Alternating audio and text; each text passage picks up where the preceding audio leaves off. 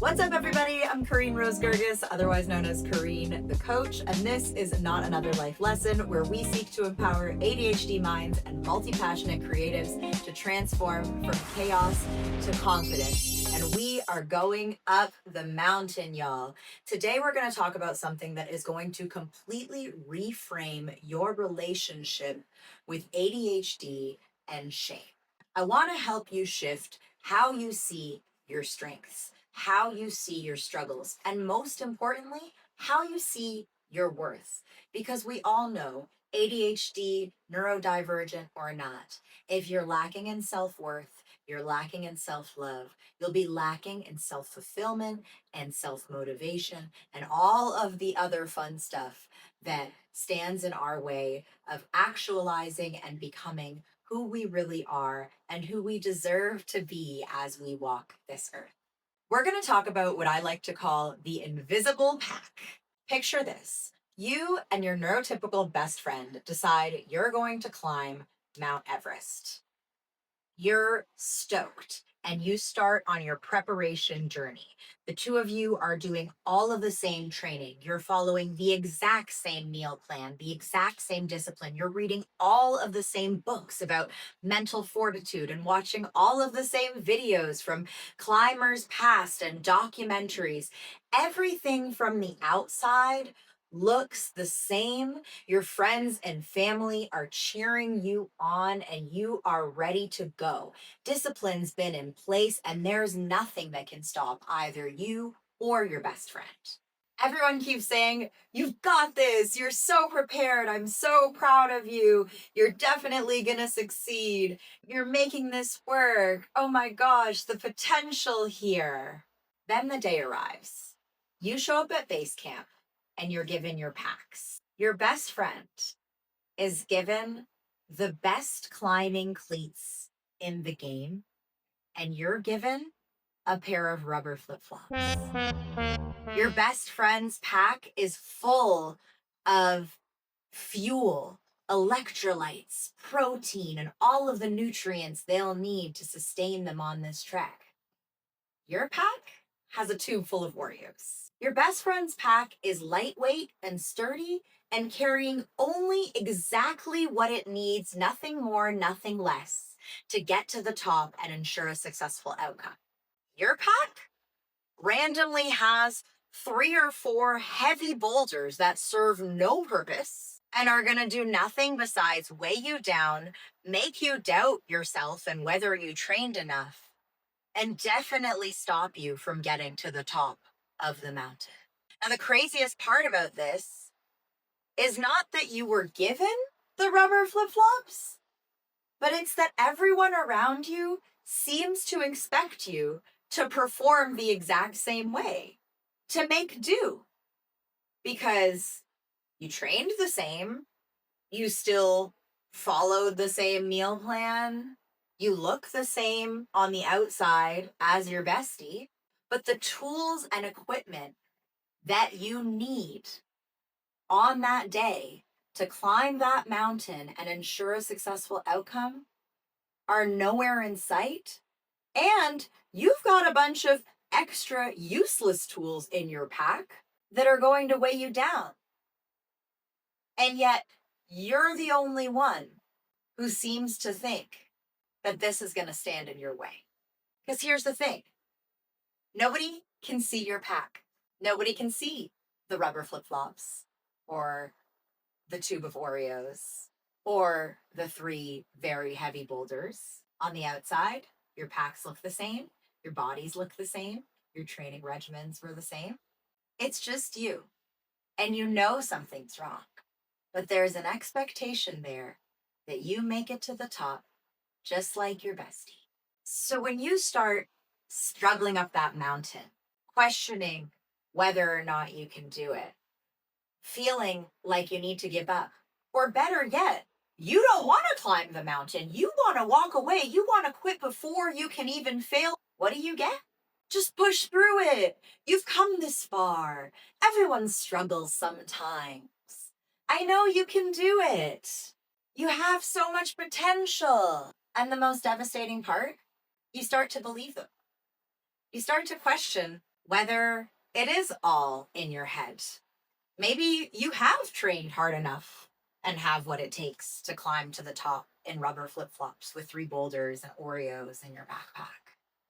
Maybe you just need a little extra support from your friend, but you'll get there.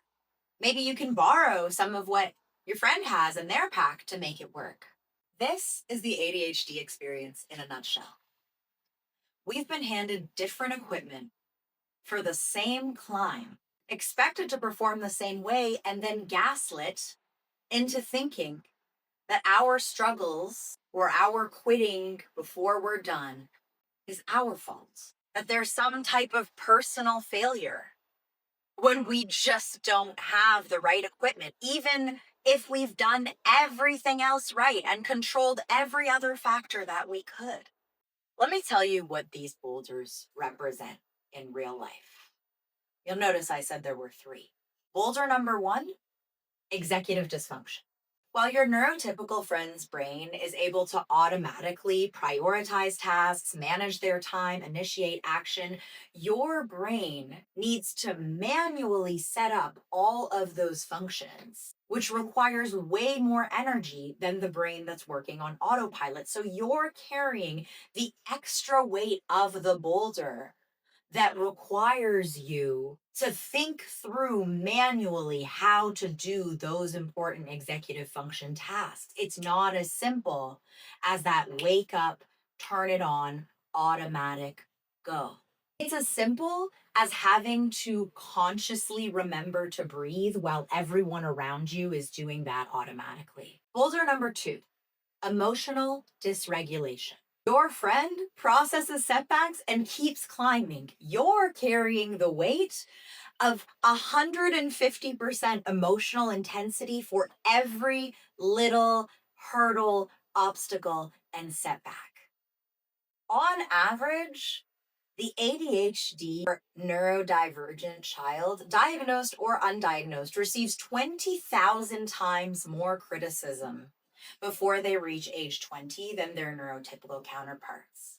We feel our emotions with a level of intensity and hypersensitivity naturally and neurobiologically that is way greater than our neurotypical best friends, but also as a result of that many years of receiving negative feedback.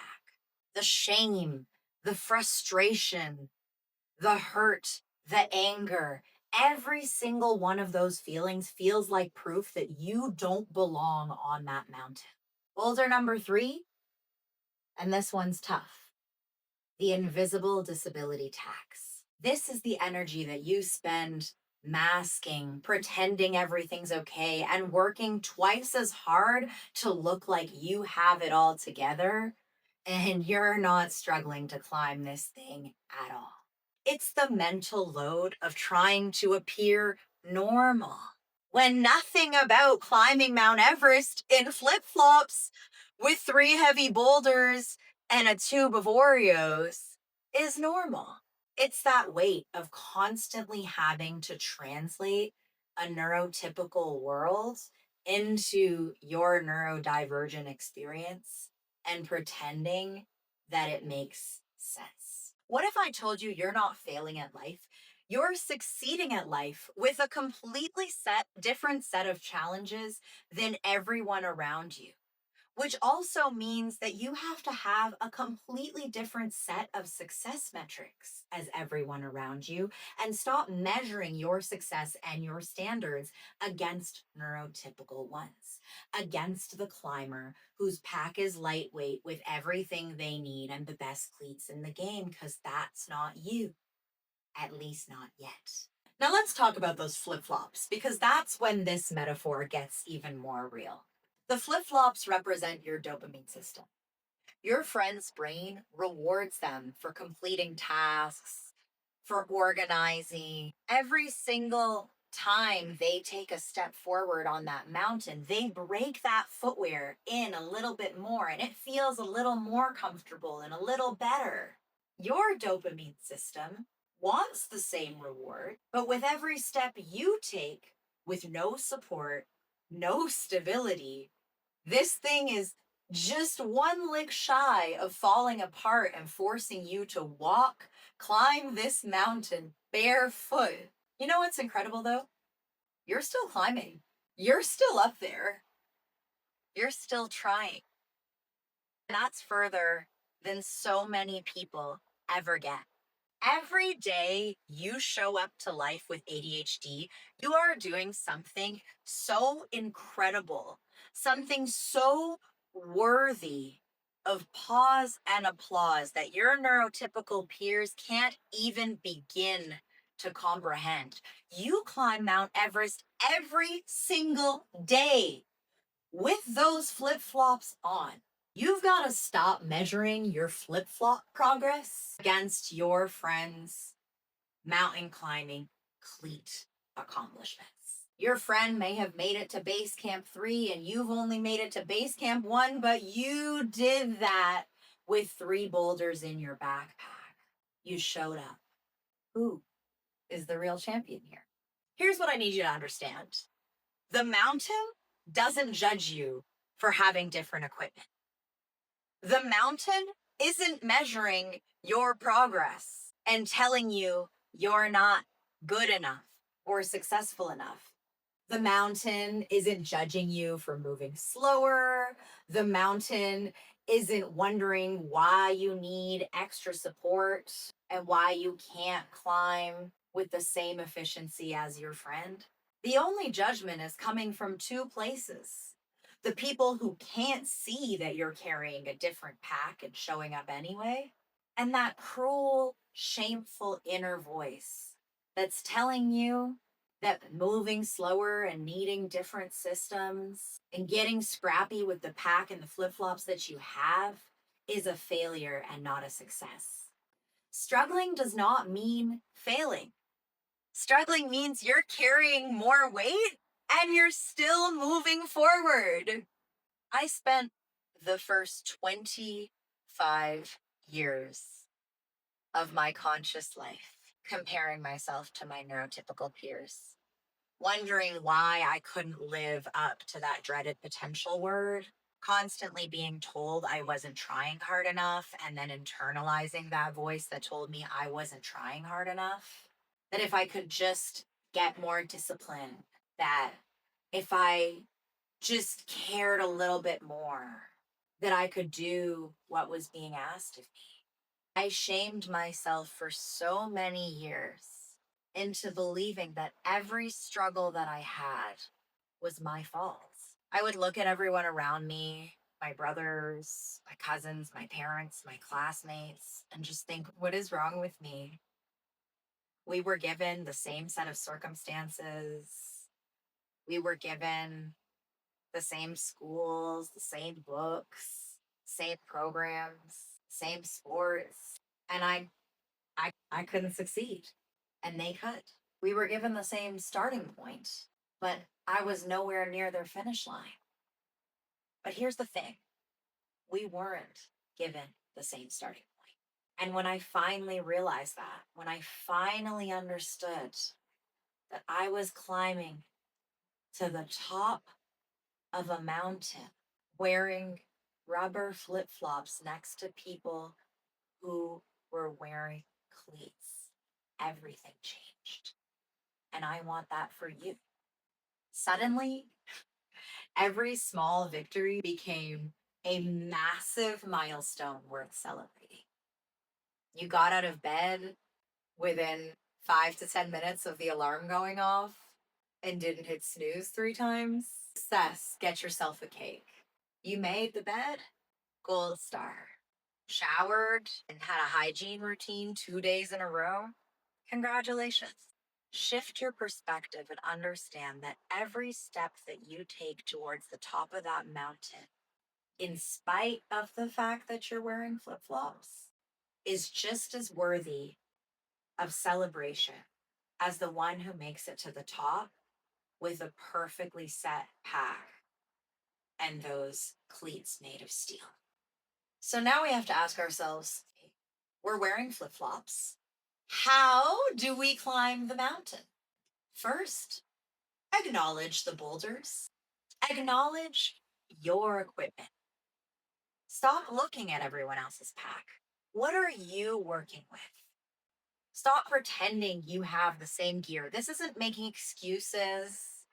This is figuring out what's going to work in your reality and not somebody else's to get you further up the mountain. You just can't navigate a challenge that you don't know exists. So acknowledge and become aware of the pack that you're working with. Second, adjust your route.